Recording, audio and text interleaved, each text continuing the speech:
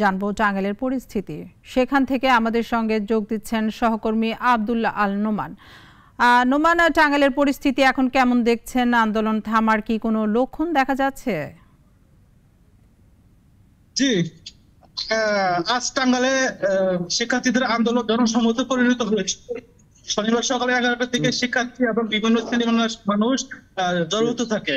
পরে শিক্ষার্থীরা এবং বিভিন্ন শ্রেণীর ভাষার লোকজন বিভিন্ন সড়ক প্রদক্ষিণ করে ঢাকা টাঙ্গাইল বঙ্গবন্ধু সেতু মহাসড়ক অবরোধ করে বৃষ্টি উপেক্ষা করে শিক্ষার্থীরা বিক্ষোভ করে মহাসড়কে অবস্থান নেয়।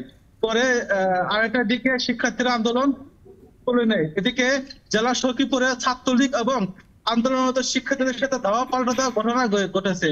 এতে পুলিশ শিক্ষার্থী সহ প্রায় 15 জন আহত হয়েছিল। পরবর্তীতে পুলিশ নিয়ন্ত্রণ আনতে 2 রাউন্ড টিয়ার শেল নিক্ষেপ করে। এছাড়া জেলায় আর কোথাও কোনো ঘটনা খবর পাওয়া যায়নি। তবে এদিকে জেলা শহর এবং উপজেলার বিভিন্ন মোড়ে মোড়ে পুলিশ, সেনাবাহিনী এবং বিজিবি সতর্ক অবস্থানে রয়েছে।